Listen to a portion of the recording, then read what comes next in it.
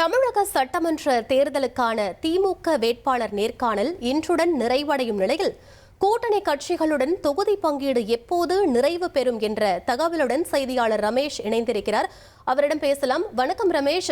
தமிழக தேர்தல் களம் சூடு பிடித்திருக்கக்கூடிய நிலையில திமுக வேட்பாளர் நேர்காணல் இன்றுடன் நிறைவடைகிறது. இந்நிலையில மற்ற கூட்டணி கட்சிகளுடன் தொகுதி பங்கீடு எப்போது நிறைவு பெறும்னு எதிர்பார்க்கலாம்? என்ன நிலவரம் ரமேஷ்? முழு விவரங்களை பதிவு பண்ணுங்க. சட்டமன்ற தேர்தலில் ஆளும் கட்சியான திமுக சார்பில் போட்டியிடக்கூடிய வேட்பாளரை தேர்வு செய்யக்கூடிய பணி இறுதிக்கட்டத்தை நெருங்கியிருக்கிறது. இன்றைய தினம் கடைசி நாள் வேட்பாளர் நேர்காணலை திமுக தலைவர் மு க ஸ்டாலின் நடத்துகிறார். இன்றைய தினம் திருச்சி, தஞ்சாவூர், பெரம்பலூர் இந்த மாவட்டங்களைச் சேர்ந்த 21 சட்டமன்ற தொகுதியிலிருந்து 700க்கும் மேற்பட்ட நிர்வாகிகள் நேர்காணலில் பங்கேற்கிறாங்க.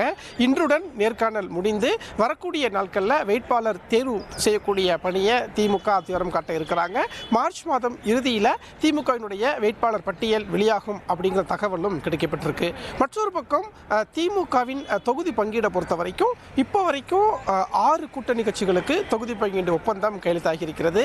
6 கட்சிகளுக்கு மொத்தம் 43 தொகுதிகள் திமுக ஒதுக்கியிருக்காங்க. திமுக வசம் இப்போது 191 தொகுதிகள் இருக்கிறது.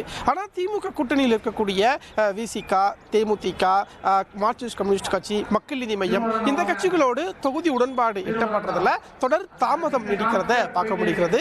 இந்த சூழல்ல தான் மார்க்சிஸ்ட் கம்யூனிஸ்ட் கட்சி இன்றைய தினம் மாநில குழு கூட்டம் நடத்துகிறாங்க.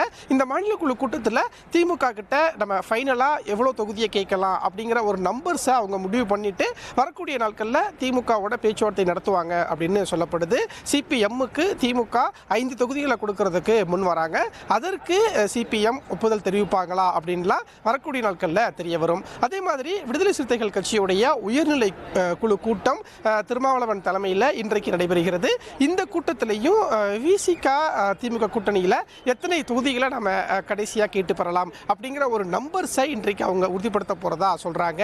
ஏற்கனவே திமுக கூட்டணியில் நமக்கு குறைவான தொகுதி தான் கிடைக்கும் அப்படின்னு திருமாவளவன் சொல்லியிருந்தாரு.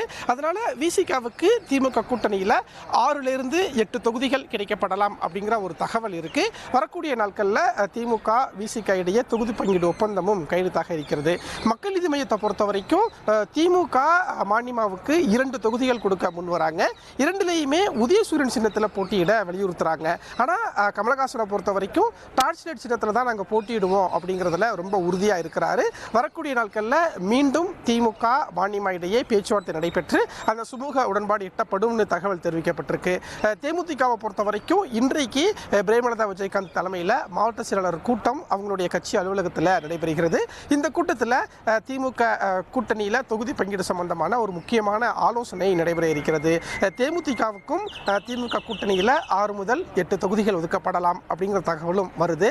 தேர்தல் வேட்புமனு தாக்கல் மார்ச் 30ஆம் தேதி. இன்னும் வேட்புமனுவுக்கு குறுகிய நாட்கள் இருக்கிறதுனால இந்த வாரத்துக்குள்ள திமுகவினுடைய கூட்டணி கட்சிகளுக்கான தொகுதி பங்கீடு எல்லாம் நாங்கள் இறுதிப்படுத்திடுவோம் அப்படின்னு திமுக வட்டாரத்திலிருந்து நமக்கு தகவல் கிடைக்கப்பெறுது. அதனால வரக்கூடிய நாட்களில் திமுகவின் தொகுதி பங்கீடை இறுதி செய்துவிட்டு திமுகவின் தேர்தல் அறிக்கையை வெளியிடுவதற்கும் திமுக திட்டமிட்டு வராங்க. விவரங்களுக்கு நன்றி ரமேஷ். 1,27,00,000 மனங்களை வென்ற தந்தி டிவி யூடியூப் சேனல். தவிர்க்க முடியாத தம்ப்நெயில்ஸ், கலக்கலான கான்டென்ட்ஸ். நீங்களும் இந்த குடும்பத்தில் இணைய இப்பவே சப்ஸ்கிரைப் பண்ணுங்க. அசுரபலம் கொண்ட எங்கள் டிஜிட்டல் கரங்களில் உங்கள் விளம்பரங்களை சேர்க்க வாட்ஸ்அப் பண்ணுங்க. 8939888378. Email advtthanditv@dttv.in.